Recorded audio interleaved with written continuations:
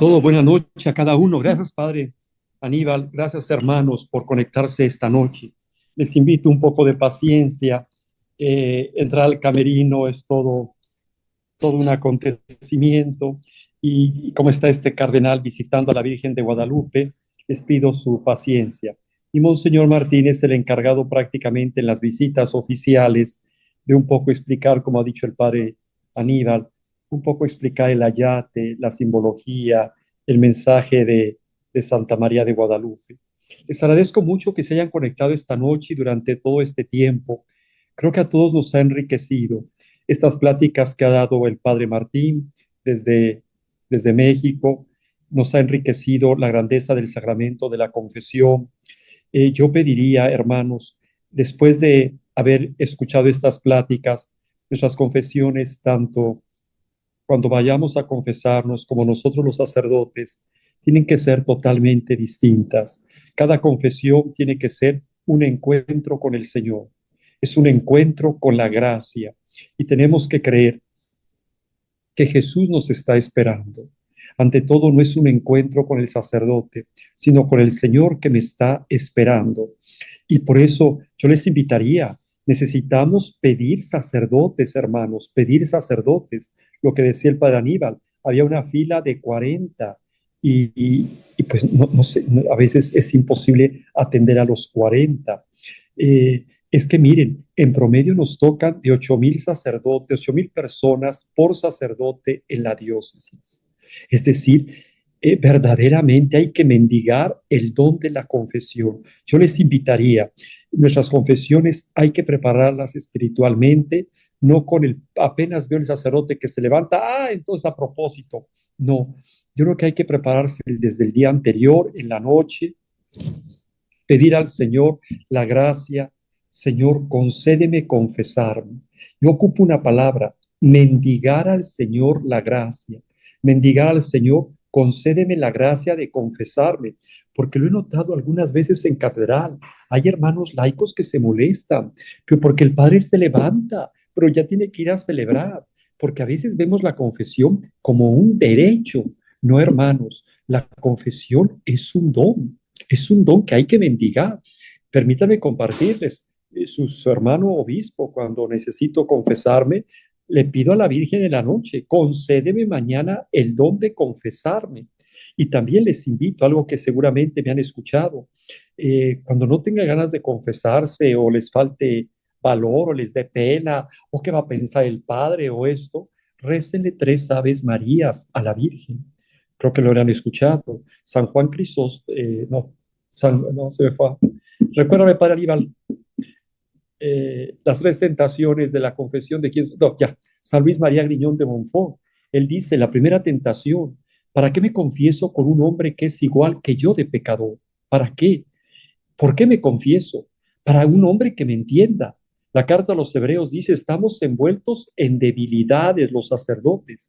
Por eso nos confesamos con un hombre, para que me entienda, para que me comprenda, porque el sacerdote está envuelto en las mismas debilidades que ustedes y que yo.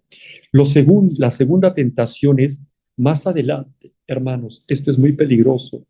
Fíjense qué astuta es esta tentación, como si de mí dependiera cuándo me tengo que confesar, cuándo Dios me tiene que conceder el perdón. Es decir, reto a Dios, de mí depende cuándo yo me tengo que confesar, no de ti, de mí. Más adelante, y ese más adelante puede ser que nunca llegue. Y tercero, más escondida la tentación, pienso que es, ¿para qué? Si voy a volver a caer, mejor no juego con Dios, mejor sigo como estoy. No, lo importante es, Señor, yo quiero arrepentirme hoy.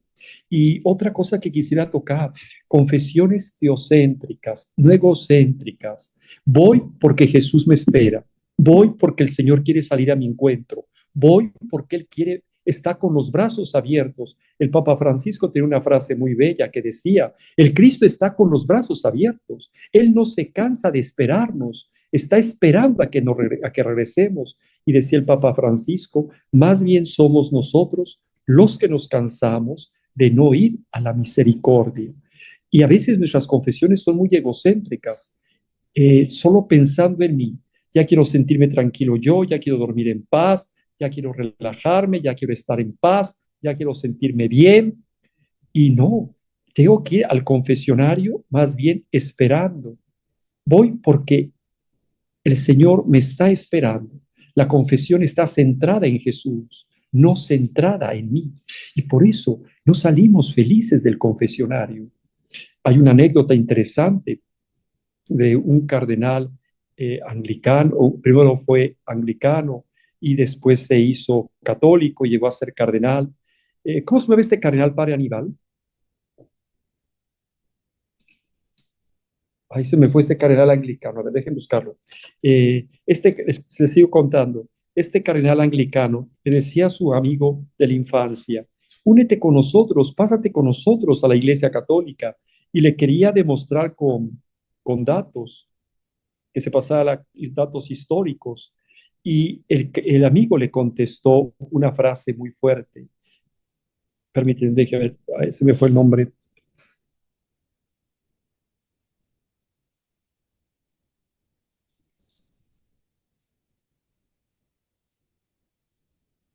Aquí está. El cardenal Newman, ya. El cardenal Newman le decía a su mejor amigo, pásate a la iglesia con argumentos católicos. ¿Y qué creen que le contestó el amigo? No me paso a la iglesia porque no veo a los católicos salir felices del confesionario. Ustedes dicen que ahí se perdona todo, que Dios renueva todo, que Dios olvida todo, que Dios purifica todo, que Dios limpia de todo. Y yo no veo a los católicos felices. Vean, porque esas son las confesiones egocéntricas. Voy para sentir paz, para ya tranquilizarme, para ver, me siento mal conmigo. No, voy porque el Señor me está esperando. ¿Se acuerdan de la parábola del hijo pródigo? Quiero darle la oportunidad a Jesús de reavivar la parábola del hijo pródigo.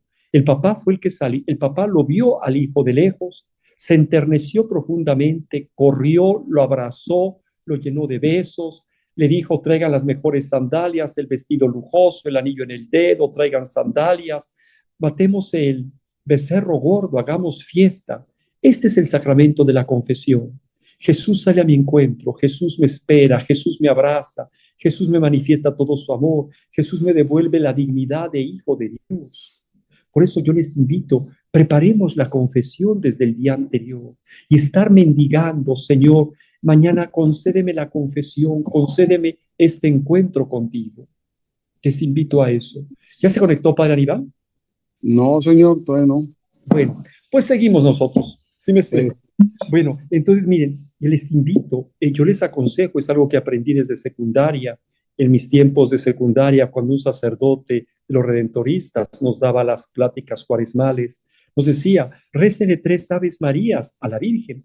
Yo quiero contarles una experiencia. Ayer estaba en la parroquia de Zaguaripa, y creo que hay una de las hermanas que ahí está de Zaguaripa, y entonces les invité a confesarse. Y nadie se levantó. Empezó la primera lectura, el salmo, la segunda lectura, el evangelio.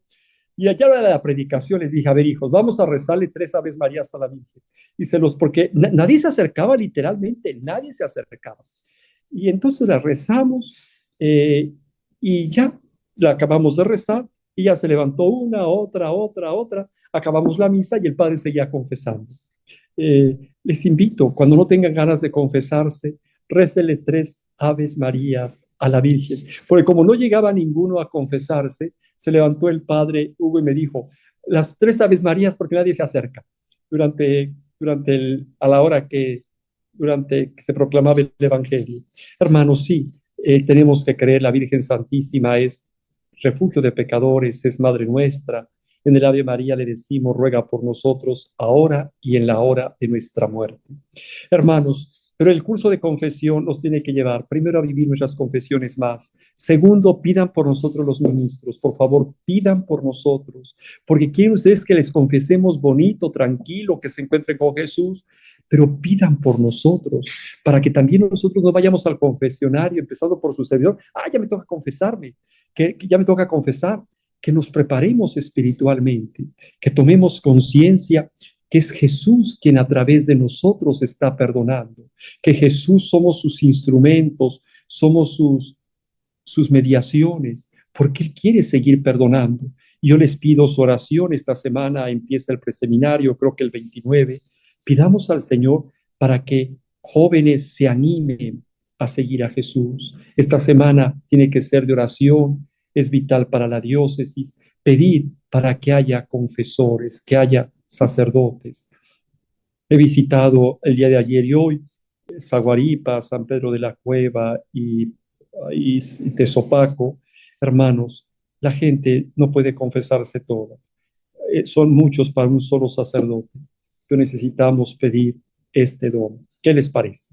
Listo, Martín, ahora sí ya. Ay, discúlpenme, por habla favor. anfitrión, Martín. Les pido una disculpa a todos, pero estamos aquí con visita, no es pontificia, pero sí de Roma. Vino el encargado del Instituto para la Vida y la Familia de allá de Roma y ay, se nos hizo un poquitín tarde. Disculpen ustedes. Ya hicieron la oración, ¿verdad? Como siempre. No, todavía no, pues. Y no me digan eso. No, estamos esperando al padre. Padre Aníbal, muchas gracias. Miren, Monseñor, si me permite, hacemos nada más, bueno, no de rápido, sino más bien con toda fe, nos ponemos en las manos sobre todo de nuestra Madre, pidiéndole que sea ella quien nos bendiga en este momento, quien nos dé sobre todo aquello que necesitamos. En el nombre del Padre, del Hijo y del Espíritu Santo. Amén. Dios te salve María, llena eres de gracia, el Señor es contigo. Bendita eres entre todas las mujeres y bendito es el fruto de tu vientre, Jesús. Santa María, Madre de Dios, ruega por nosotros los pecadores, ahora y en la hora de nuestra muerte. Amén. Pues bueno, vamos a empezar con el favor de Dios. Les invito sobre todo a que nos demos oportunidad de estar revisando un poquito ya lo que hemos estado viendo durante estos días. Una brevísima resumen del anterior. Hablábamos sobre el ejercicio del ministerio en el sacramento de la confesión. Hablamos también de esta dinámica del sacramento, del ejercicio, sobre todo en cuatro aspectos o grandes rasgos que los mencionábamos así. Primero, ejercitar el ministerio de la reconciliación implica ante todo una acogida o recepción del penitente, también la imposición de la penitencia, la absolución y el sigilo sacramental. Lo que vamos a ver el día de hoy es algo interesante y que lo he enmarcado sobre todo desde la perspectiva antropológica.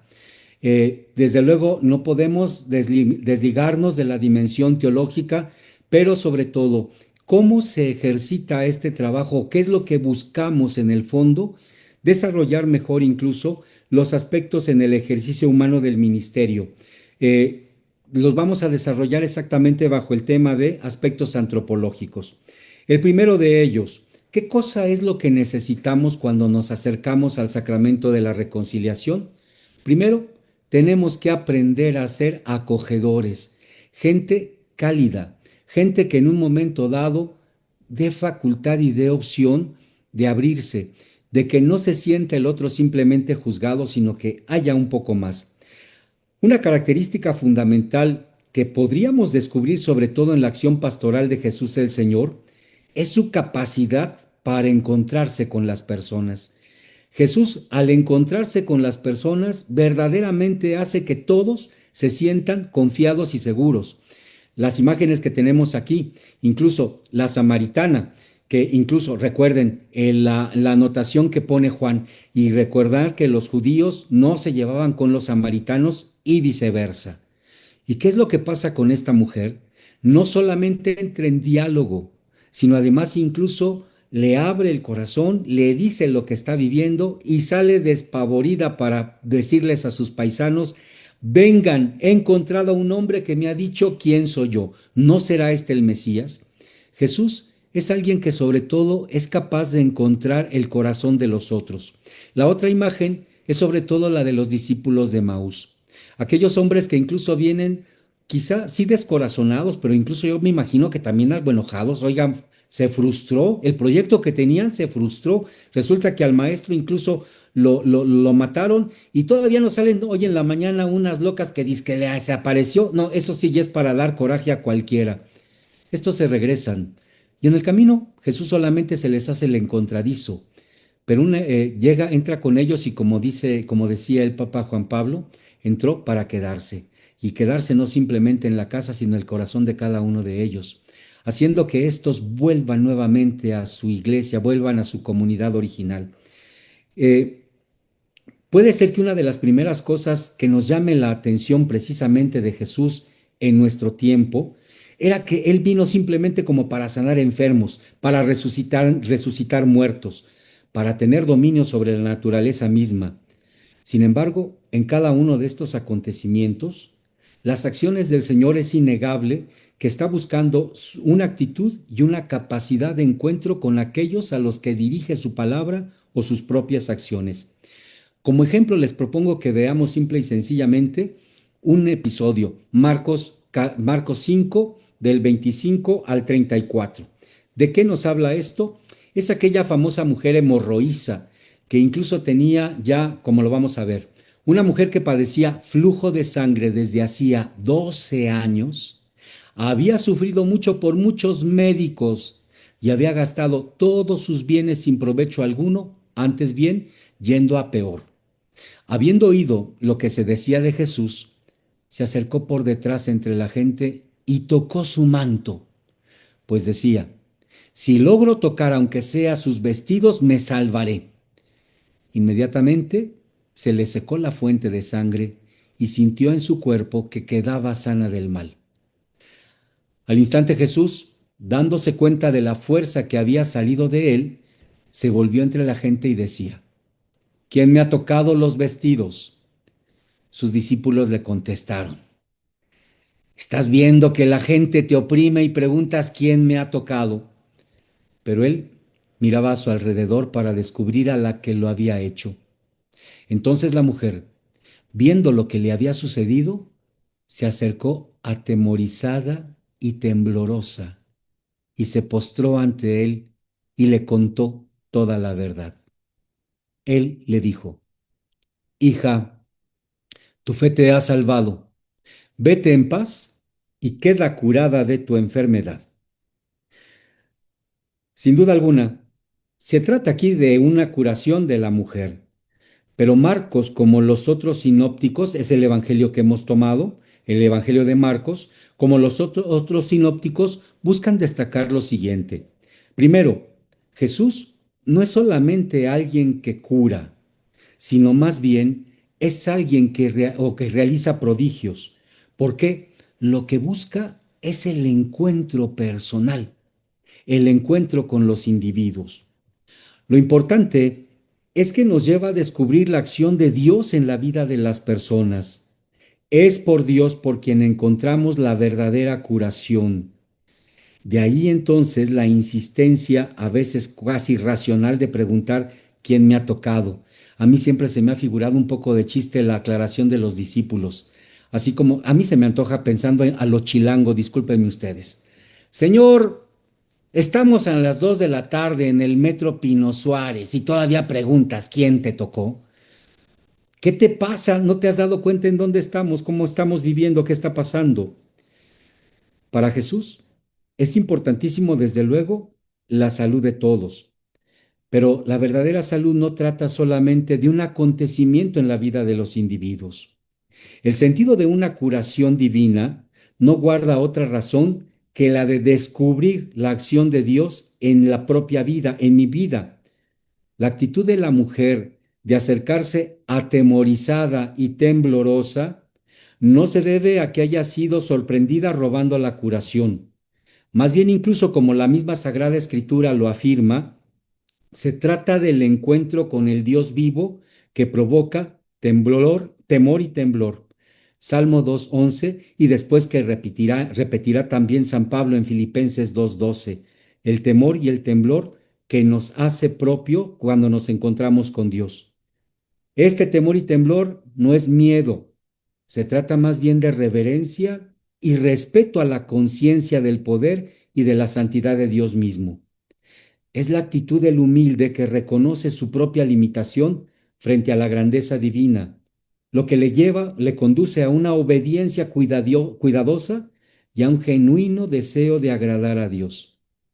Si notamos estas características de la limitación, de la grandeza de Dios, del deseo de cumplir su voluntad, es lo que buscamos exactamente como fruto del sacramento de la reconciliación.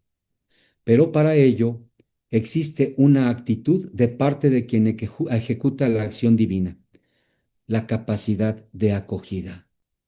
Para que logremos exactamente esto, es necesario que el corazón de aquel que es menos que Dios se sienta verdaderamente acogido, asumido por Él, en donde el miedo desaparece, queda el temor y el temblor, pero con este sentido de grandeza de que, ¿por qué has hecho esto? ¿Por qué para mí? ¿Por qué conmigo? En Jesús es más que evidente esta actitud, no solamente en la búsqueda exhaustiva de descubrir quién le tocó en el texto que escuchábamos, sino en esa mirada que, como el padre de la parábola, se esfuerza seguramente en la mujer por descubrir la llegada del hijo que está cercano a la casa paterna, para que finalmente el mismo Jesús con voz enternecedora pueda decirle: tu fe te ha salvado, vete en paz, queda curada. El volverse entonces, mis hermanos, acogedores para los demás, resulta una capacidad fundamental y necesaria de todo confesor. No solamente para que el pecador se vea sorprendido por sus faltas, sino para que sepa acoger con libertad esta grandeza de Dios y pueda comprometerse voluntariamente a la voz de la misericordia. En una de las reuniones de formación que los misioneros de la misericordia teníamos con el Papa Francisco, la antepenúltima, tratando el tema específico de que un misionero de la misericordia es acogedor con el pecador, el Papa inició toda esta serie de trabajos, de entrevistas y pues todo lo que hicimos en aquel momento, invitándonos a que hiciéramos una profundización en una historia salvífica, la de Ruth. Si recuerdan, Ruth es esa mujer moabita que une su vida curiosamente a la de su suegra Noemí. El libro que se dedica a Ruth la presenta incluso como la abuela del rey David, Ruth 4, 18 al 22. Y por su parte, el Evangelio de San Mateo, cuando habla de la genealogía de Jesucristo, la coloca curiosamente entre los antepasados de Jesús. La historia la coloca como aquella que no se separa de su suegra, a pesar de que ella sí tiene posibilidades de vivir, mientras que la suegra no. Incluso la misma suegra Noemí cambia su nombre, dice que de ahí en adelante será Mara, que significa amargura, porque ella es lo que está viviendo. Pues con esta amargura se une precisamente Ruth. ¿Qué cosa es lo que sucede? Bien, resultan reveladoras las palabras de que Ruth precisamente le ofrece a Noemí y que de repente nosotros hemos utilizado. A mí me fascina mucho un canto que se utiliza mucho para bodas, pero que está tomado del libro de Ruth y no se dirige a su esposo, sino a la suegra. Ruth le dice: no insistas en que te abandone y me separe de ti, porque donde tú vayas, yo iré. Donde tú habites, yo habitaré. Tu pueblo será mi pueblo y tu Dios será mi Dios. Donde tú mueras, moriré y allí seré enterrada. Que Yahvé me dé este mal y añada este otro todavía, esta es una forma de juramento, si no es tan solo la muerte lo que nos ha de separar. Qué magnífica expresión que nos hacía comprender el Papa en estas palabras para decir simplemente la solidaridad. Ruth es una mujer que no sabe abandonar, especialmente cuando la perspectiva de la suegra resulta difícil. Siendo ya anciana y sola, ¿qué es lo que le podría esperar a esta mujer? Ninguna otra cosa sino la muerte. Sin embargo, ella, que posee la vida, es capaz de compartirla por estas palabras y este gesto simplemente de unidad. En medio de su desgracia, Ruth sabe que no solamente ser solidaria, sino verdaderamente es una mujer que acoge, y esa actitud le lleva a aceptar en su vida a la suegra. Esto se traduce a final de cuentas en un gesto de misericordia. Ruth es así un ícono de cómo se puede superar la exclusión y la marginación. En síntesis, es una forma de amar que Dios tiene exactamente para todos sus hijos. como en la parábola del hijo pródigo, en donde el padre no solamente se encarga de recibir al joven aventurero, sino incluso trata de convencer y de hacer participar al mayor, que se abstiene y que se dista totalmente de la familia. Ese hijo tuyo.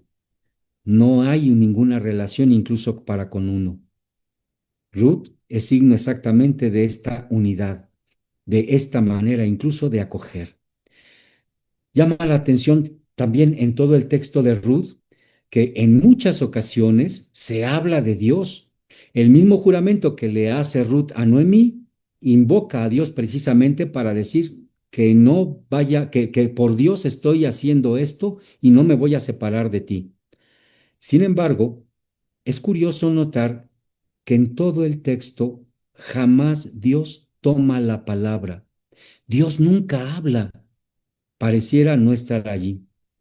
Dios no toma la palabra aquí y me parece que no es necesario, porque cada signo tangible de la cercanía y de la voluntad del Señor le encontramos precisamente en este gesto del todo humano que hace a estas dos mujeres una realidad también delante de Dios.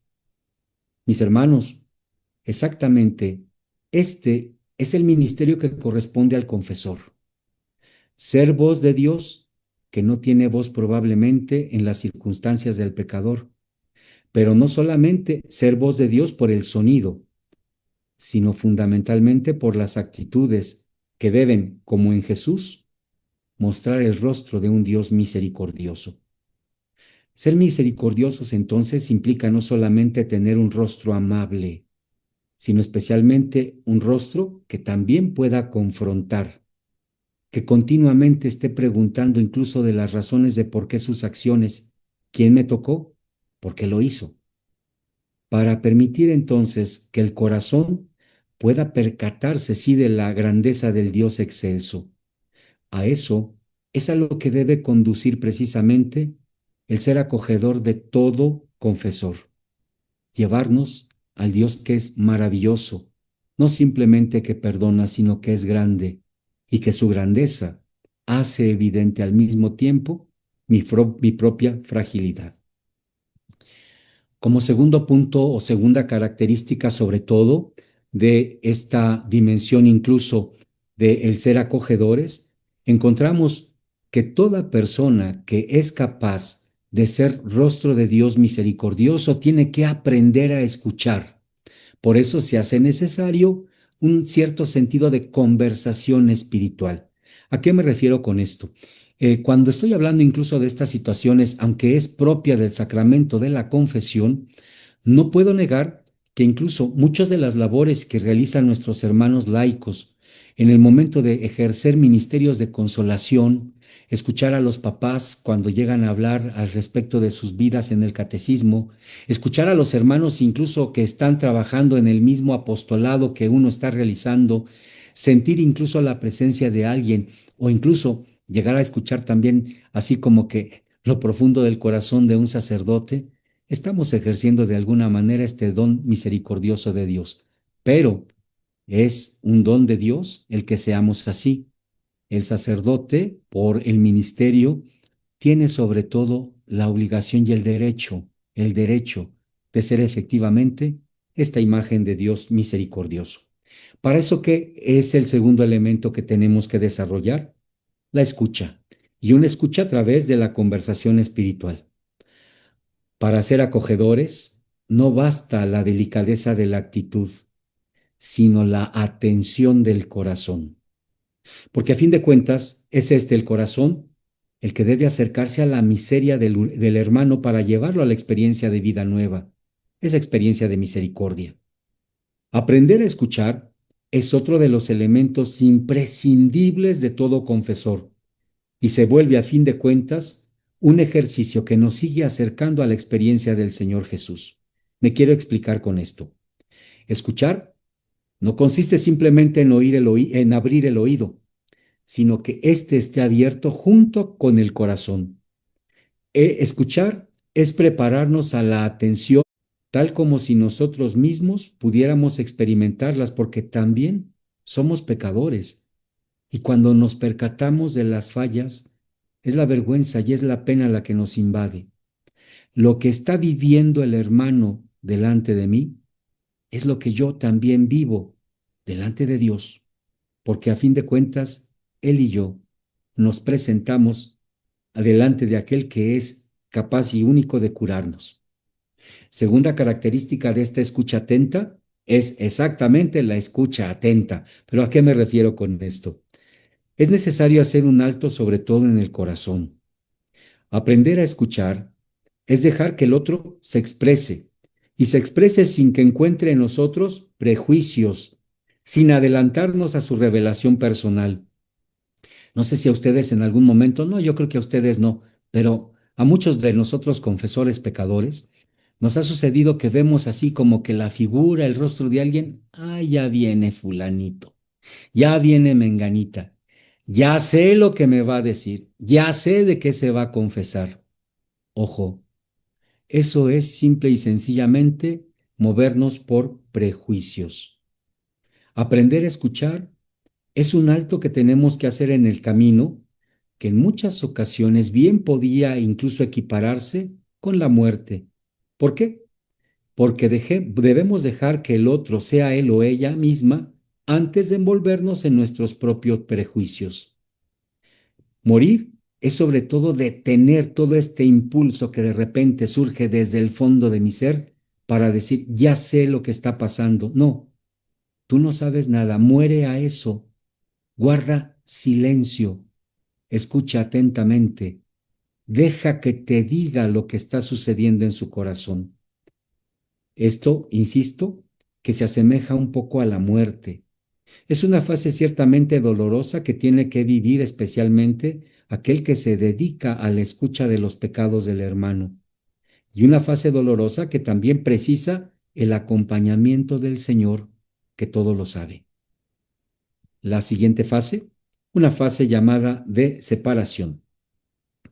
Esta fase de separación es incluso una obra de arte y es sobre todo ya el excelso testimonio de que confiamos y creemos simple y sencillamente en Dios. Es dejar actuar la misericordia, pues es el punto clave que como pastores ejercemos en este momento. Si delante de mí está un pecador, está una pecadora, que si lo tengo de frente a él o a ella, más bien ellos son conscientes que están delante de Dios mismo. ¿Qué es lo que Dios quiere decirle por tu medio al hermano, a la hermana? ¿Cómo le mira? ¿Se alegra de que esté en su presencia, quizá ya con los ojos cargados de lágrimas por sus faltas? ¿Dios busca que él o ella sean mejores? No soy yo, sino es el Señor el que tiene que dar una respuesta a esto. Es importantísimo en este momento aprender a dejar a Dios como primacía de cada cosa, dejar a Dios ser Dios. Él es excelso y en Él están todas las vidas de los seres humanos. No es extraño que algunos encuentros nos lleguen a marcar incluso después de escucharlos de una manera muy particular y pareciera incluso que los llevamos por horas. Estoy cierto que en más de alguna ocasión, alguna confesión ha resonado tanto en el corazón que saliendo incluso del confesionario, lo llevamos a la casa, a la comida, al encuentro con los demás. Es el momento de reconocer que el Padre y el Salvador de los individuos no soy yo, sino es Dios Padre y es Dios Hijo, que el encargado de reconducir su historia por caminos de santidad no soy yo, sino el Santo Espíritu, que está actuando también a través de mí. Es el momento de agradecer a Dios por el hermano y dejarlo. Por eso se llama fase de separación. Desde luego, el dejarlo es después del compromiso que él ha hecho hacia una vida nueva, para poderle decir, vete en paz, vete, no quédate conmigo, no ponte a mis espaldas y déjame cargarte durante todo este tiempo. Eso no es un proceso en el que incluso estamos dejando al ser humano actuar libremente. Nosotros quisiéramos incluso a veces cargar con la falta de los demás. No es posible. El único Salvador es el Señor Jesucristo. Hay que aprender incluso a dejar a los hermanos en compañía solamente de quien deben estar, la presencia del Santo Espíritu. La fase de separación es algo que sobre todo incluso tiene que alegrarnos y tiene que animarnos, porque es el momento en el que la misericordia de Dios también actúa sobre cada uno de nosotros. ¿Por qué? Porque nos da la oportunidad de saber que yo soy canal, soy medio, quien lleva las riendas de la vida de cada uno de los cristianos, incluyendo la mía, es Dios. Por lo tanto, cuando nosotros incluso también damos el simplemente vete en paz, es tajante. Irse en paz es dejarlo marchar, no que incluso, insisto, siga trepado a nuestros hombros, a nuestra espalda, dejando incluso hacer valer los problemas y el conflicto en cada uno de nosotros. ¿Cuánto bien nos hace en un momento dado, incluso cuando llega a suceder esto, retornar nuevamente al sagrario? Aquí en Basílica de Guadalupe, cómo me ayuda de repente mi poner los ojos en la mirada de nuestra madre, porque es el momento de decirle, señora, este es tu hijo, esta es tu hija, no son los míos. Yo te ayudo, pero son los tuyos. O te encargas de hacer algo, o no sé cómo vayas a terminar esto. Yo tengo que seguir trabajando, tengo que seguir escuchando, tengo las celebraciones, tengo que preparar otras cosas, tengo que irme incluso con mis cantores. Aquí están los tuyos, atiéndelos, te pertenecen, son tuyos. Esto mismo es lo que hacemos incluso también o deberíamos de hacer en el sagrario para no sentir incluso que cargamos fatídicamente incluso este ministerio que Dios nos ha dado para tener vida y para darla. No, este es un momento precioso en el que reconocemos que simplemente somos servidores de Dios. El tercer elemento y el último, que debe de tener la característica incluso de esta actitud de transformación y de escucha, es el saber animar y favorecer el cambio. Es necesario que recordemos que el Señor Jesús, ante las señales de la clara conversión, lo que se encarga de hacer es siempre animar para que se continúe dando vida y una vida sin pecado. Recordemos incluso los encuentros. Primero, por ejemplo, con aquella pecadora que se le coló por ahí en una cena y al final simplemente le dice, no vuelvas a pecar. Cuando incluso también su encuentro con Zaqueo, el final incluso del encuentro es, hoy ha entrado la salvación a esta casa. Y por último, el testimonio incluso de la mujer hemorroísa del que hemos hecho mención al inicio de esta sesión, cuando le dice, vete en paz y queda curada de tu enfermedad. Se trata de saber y favorecer el cambio en aquel hermano para que haga compromiso con el buen Dios, que haga compromiso consigo mismo y que haga compromiso con los hermanos. Se trata de una forma de prolongar la acción de la gracia que ya de por sí está actuando en él. ¿Cómo?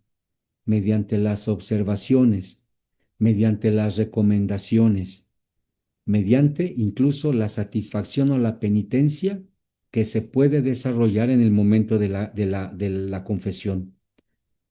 Es dejar en el corazón del hermano la esperanza, acompañada fundamentalmente de la fuerza de voluntad que debe comprometer para seguir el proceso de vida nueva.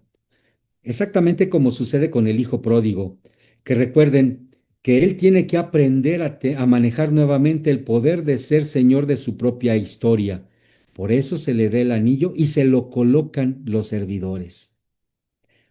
Es de como él comenzar a caminar por la casa del Padre, en donde se inicia la construcción del reino. Por eso se le ofrece el calzado. A Lucas siempre le va a fascinar sobre todo este sentido del camino. Él pertenecía a la iglesia del camino, que era como se llamaba antes de que fueran nombrados cristianos, como nos lo marca San Pablo, era simplemente la iglesia del camino, porque todos los que seguimos a Cristo somos caminantes en este mundo. ¿Hacia dónde caminamos y qué es lo que tenemos que caminar? ¿Qué es lo que tenemos incluso que recomendar y que hacer despertar en el corazón de los hermanos? Que somos constructores de un reino de verdad y de vida, de un reino de santidad y de gracia, de un reino de justicia, de amor y de paz. Estos términos nos los recuerda sobre todo el prefacio de la fiesta de Cristo Rey. Y esto es exactamente hacia lo que estamos llamados cada uno de nosotros. Muy bien, ahora sí. No sé si hubiera, perdón que ahora me seguí de filo, no hubo chance de nada, pero si hubiera alguna pregunta, algo que quisieran comentar, aquí andamos, por favor. Por mientras calientan, O hasta los jitomatazos también serán bien sí, recibidos, no hay problema.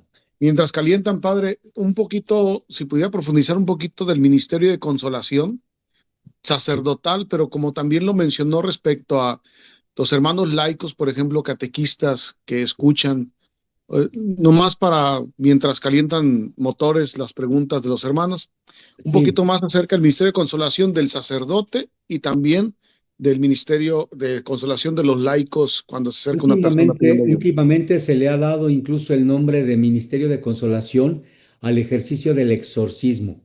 Pero Ujú, el término de la consolación no solamente se refiere incluso al alejamiento de los demonios, sino más bien saber acercar el corazón del hermano, un corazón adolorido, al corazón de Dios. Yo le insisto que sobre todo, bueno, ha sido mi experiencia. A mí me llama mucho la atención cómo los catequistas se vuelven en un momento dado verdaderos testigos de consolación con la mamá que llega porque pues ya se enfermó fulanito, porque el hijo está en malos pasos, porque no saben qué está sucediendo con el marido o a la inversa, el marido que incluso llega también de repente o con alguno de los miembros también de las, no solamente catequistas. A mí me llama la atención porque, bueno, era con ellos con los que más escuchaba esta necesidad incluso de desahogar el corazón. ¿Y qué es lo que se hace? Consolar, pero no consolar desde simplemente dar incluso ideas personales, ideas transitorias, sino consolar desde la experiencia de Dios. Cuando hacemos ejercicio de traer a Dios a la vida del hermano, estamos haciendo ejercicio de consolación. Cuando el corazón del hermano, y sobre todo en nuestro caso del confesionario, el pecador que se da cuenta que se ha alejado y que, pues como decimos vulgarmente, la ha regado más de una ocasión, en la consolación no simplemente consiste en decir, ay, pobrecito, ¿eh? No, sino en reconstruir. Perdónenme, bueno, pues estoy aquí en Guadalupe y no puedo dar testimonio de otra cosa. ¿Cómo me llama la atención en este sentido? La consolación que nuestra madre realiza con Juan Diego, cuando incluso después de la primera ida al obispo Fray Juan de Zumárraga, son los servidores de Zumárraga quienes lo tachan incluso también de que es un mentiroso, casi casi un indio ladino, etcétera. Y entonces Juan Diego llega de verdad en serio así, yo me lo imagino, pues con el espíritu por los suelos. ¿Están desconfiando de mí? Yo que no estoy acostumbrado a decir mentiras y me han tachado de mentiroso, ¿no? Y entonces lo que le duele a Juan Diego no es solamente lo que han hecho de él, que ya es muchísimo, sino que han desconfiado del mensaje de la señora. Y entonces, ¿qué es lo que le pide? Señora, si existe, si tiene servidores más importantes que yo, mándalos a ellos, porque yo no voy a poder hacer incluso que presten atención a mis palabras.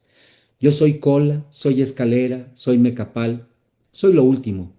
Entonces, ¿qué voy a hacer? Maravillosa la respuesta de la Virgen. Nosotros diríamos, ay, como madre seguramente a la apapachada, ay, sí, pobrecito de mi niño, mira, me lo trataron mal. No, con una seriedad y con una tranquilidad, con un respeto, la Virgen se dirige a Juan Diego de la siguiente manera. Juan Diego, efectivamente, tengo servidores más importantes que tú. Pácale, y uno dice, ya de por sí, incluso ya sonrajada la piedra, parece que esta fue ya para descalabrarla finalmente. Pero las palabras que a continuación son exactamente las que valoramos y las que tienen toda la intención. ¿Por qué? María de Guadalupe nos descubre también la intencionalidad de Dios, que es transformar lo más profundo, no la superficialidad. No es el pobrecito, estás mal. Sí, tengo servidores más importantes que tú, pero es necesario que seas tú quien lleve mi aliento, mi palabra, que seas tú mi mensajero. Nadie va a poder hacer las cosas como tú lo haces y yo he decidido que seas tú quien lleve mi mensaje al obispo. Es a lo que nos referimos exactamente en este ministerio de consolación que realiza la iglesia toda. No pensemos que se trata de un apapacho y un decir, ay, ánimo, mira, va a cambiar las cosas. No, es ubicando desde la realidad, ofreciendo sobre todo lo que Dios puede revelar y lo que Dios quiere decirnos. Para esto, desde luego que se necesita el ejercicio incluso de acercamiento al Señor, por lo menos tener idea de qué es lo que Dios está queriendo de determinada persona en la vida de ellos. No simplemente tenemos que decir, esto va a cambiar, Dios te va a ayudar. A veces sabemos bien que estas cosas no van a cambiar. ¿Sí? No. San Sebastián Mártir, el último de mi parroquia, estaba dedicado a esto cuando lo sorprendieron en las actas de los mártires. Me llamaba mucho la atención que él iba como buen soldado, incluso a reconfortar a los que iban a morir al día siguiente en el circo, o a manos de las bestias, o a manos incluso de los gladiadores. ¿Y saben cómo confortaba? Miren, yo les vengo a decir algo. Sí, ustedes se van a morir, y se van a morir mañana, ¿eh? Porque ya mañana está determinado esto. Pero tengan esperanza. Dios les espera en su reino. La vida no ha terminado, nuestra vida comienza. Crean en Dios que está esperándonos con los brazos abiertos, un Jesús que fue crucificado por todos y cada uno de nosotros y nos ha prometido vida verdadera, porque esta vida es pasajera. No hay engaño.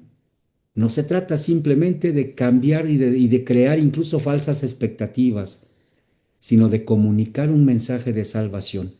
Este es exactamente el verdadero ministerio de consolación del que la iglesia se hace partícipe en todo momento. Pues no sé si contesté, Padre Aníbal. Sí, padre, muchas gracias. Más profundo todavía. Gracias. ¿Alguien más? ¿Alguna pregunta? Yo tengo una Simplemente. pregunta. Sí, Pati. Padre, ¿se vale? Bueno, se vale siempre y cuando yo volteo a ver si al sacerdote no tiene cola para confesar, ¿verdad? Si no lo hiciera. Pero se vale pedirle un consejo al sacerdote, porque muchas veces en base a ese consejo, cuando uno tiene duda de algo, si verdaderamente está mal, mi conciencia me dice que no, pero como que necesitamos muchas veces el consejo del sacerdote, ¿verdad? Pues no sé, hacer una buena confesión, ¿no? Pero ¿se vale o no se vale? Mejor me espero a hacerlo una cita en la oficina y pedir su consejo, o se Lo vale dentro mejor, de la lo confesión. mejor, lo mejor sería eso, exactamente, una cita.